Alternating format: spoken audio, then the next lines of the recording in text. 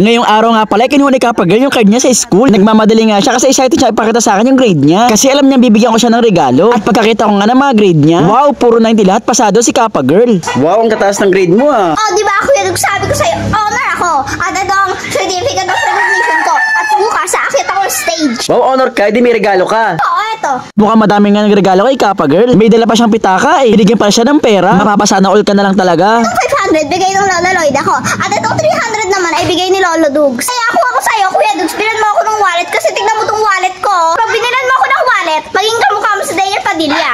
Okay, Kappa Girl, dahil honor ka, sige, may regalo din ako sa'yo. Eto nga pala regalo ko sa kanya. Ay talagang pinaghandaan ko na matagal na. Mahilig kasi siya sa mga Sanrio characters. Lahat favorite niya si Kurome, si Cinnamoroll, at saka si Melody. Eto nga binili ko ay sakto-sakto sa kanya. Pwede siya maglagay dito ng pera at saka ng mga cellphone. Bago ko ito ibigay sa kanya, meron nga muna ako itatanong kung sinong gusto niyang character sa Sanrio. Sino gusto mo? Kurome, Cinnamoroll, o Melody?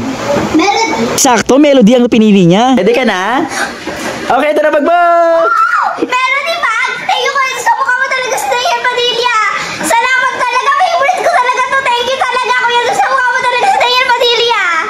Pagkabigay ko nga ng bag sa kanya, yung pera niya ilalagay niya agad dito sa Melody bag. Sobrang cute nga nito kasi pwede siyang pitaka, pwede rin siyang bag. At saka sobrang cute pa siyang tignan. Kulay din ang damit niya, kulay pink pa. Deserve naman niya ni Kappa Girl dahil honor siya. Mataas ang grade niya. Thanks sa Melody bag, Kuya Dugs. Kamukha mo talaga sa Dayer Padilla.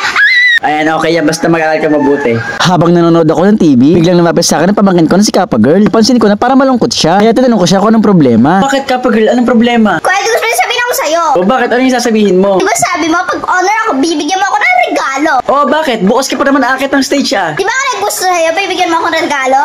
Pwede yung kapatid ko na lang bigyan mo. Sinong kapatid? Yung kapatid kong baby, sana magkaroon na siya ng stroller. Sobrang natas niya ako dito kay Kappa Girl. Kasi imbes na siya ang regaluhan ko, ang wish niya is stroller na lang para sa kapatid niyang baby. Kaya bilang mabait na tito, inupad ko ang hiling niya para sa kapatid niya. Bumili ako nitong stroller para sa kapatid niya. Eto nga at susubukan namin buuin. Hindi pa man nabubuo, tuwang-tuwa na agad si Kappa Girl. Sobrang dali lang naman yung buuin. Inuna ko muna tong handle. Kalak ito ang upuan naman na inayos ko. Madali lang naman angat-lak lang naman. Meron pa nga siya kasamang protection sa araw. Pwedeng ilagay, pwedeng hindi rin ilagay. Eto naman yung cover sa upuan. Habang nilalagay ko nga tong cover, nagpatulong ako kay Kappa Girl. Kahit hindi sa kanya tong regalo, tuwang-tuwa siya para sa kapatid niya. Eto nga tapos na namin buuin yung stroller para sa kapatid niya. Wow! Teo ko na sa mukha mo talaga sa Dayer Padilla dahil binigyan mo ng stroller ang kapatid ko at promise ko sa'yo maging honored ako sa school. Niyakap niya ako sa sobrang saya niya. Para masubukan kung matibay nga ba tong stroller. Ako na mismo mag-deliver sa kanila. Kumbaga sa kotse, itatest drive natin siya. Matibay naman siya kahit lubak-lubak kaya. At kahit medyo may kabigatan, kaya yung masakyan. Ito nga si Kappa Girl, sumakay. O diba ito yung protection sa araw, nakakatulong talaga. Nandito na nga pala kami sa bahay ni Kappa Girl. Nagmamadali na nga siya. Excited na siya ipakita tong stroller. Pagpasok ko nga sa kubo nila, tuwang-tuwa sila sa stroller. Tuwang-tuwa nga yung kapatid niya nang nalagay sa stroller. Eh, diba? Saktong-sakto. Thank you, Kuya Dugs. Sa mukha mo talaga sa Dayer Padilla.